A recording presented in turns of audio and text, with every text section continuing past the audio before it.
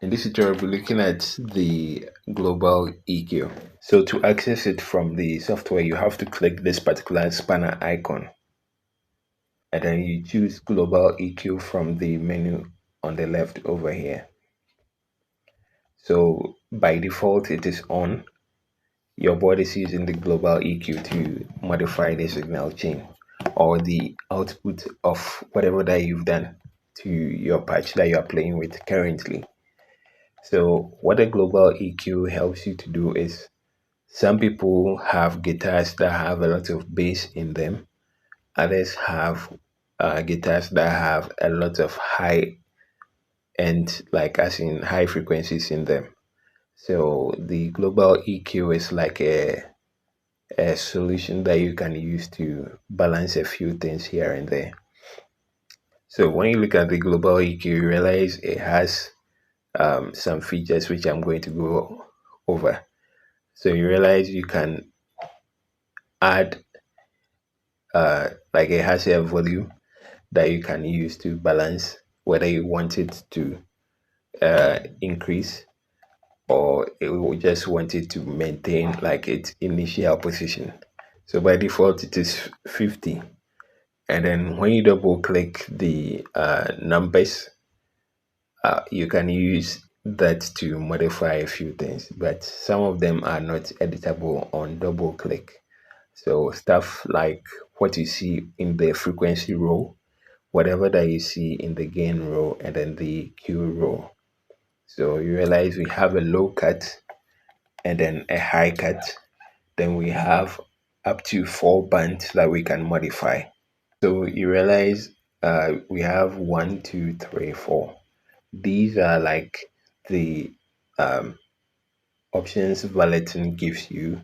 So you can edit up to like 4 bands. So you can choose 4 frequencies that you want to modify. So let me first explain what these things are. The frequency helps you to choose the frequency you want to modify. The gain is used to uh, tell whether or not you want more gain or less gain. So when you move to the left side, it brings it down on the graph. When you move to the right side, when you pass the 0 mark, it pushes it to the top. So the global EQ ranges from negative 25 to positive 25 dB or decibels. So over here, you realize, let me put it at 0, and then by default it is 0.71 over here. 0.71. So the Q is what shapes the nature of the band that you want to affect. So let me use the two over here. Let me move it to like the 500 frequency. So the 500 hertz. Now I want the 500 hertz to be boosted. So I'm adding, but you realize it has a very interesting shape for the graph of the EQ.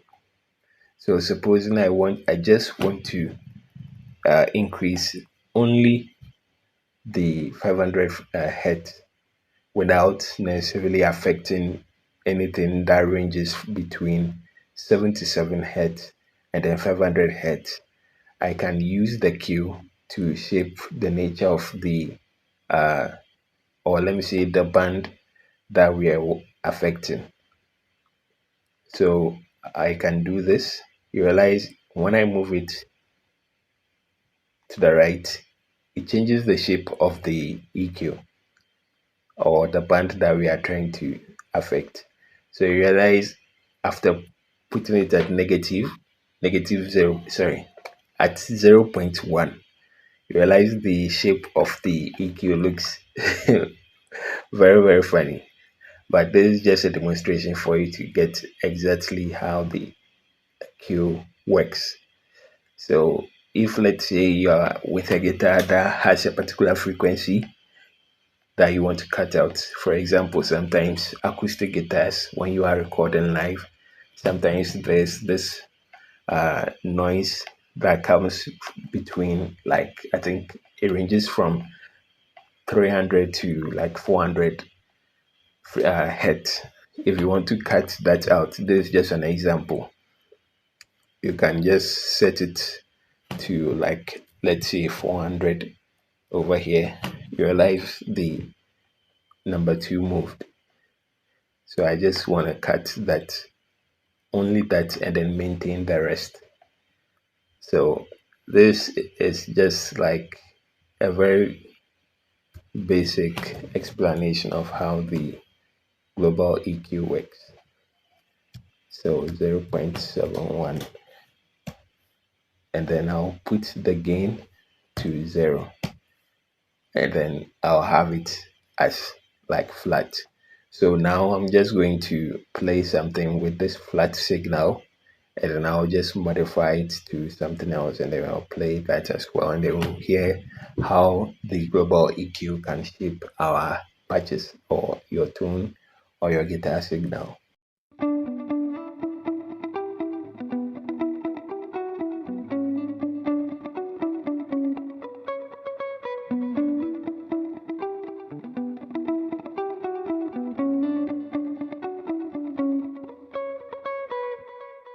So now that we just played with a flat signal, I'm going to try and alter, or let me take out this and that, and see how the signal sounds like as well.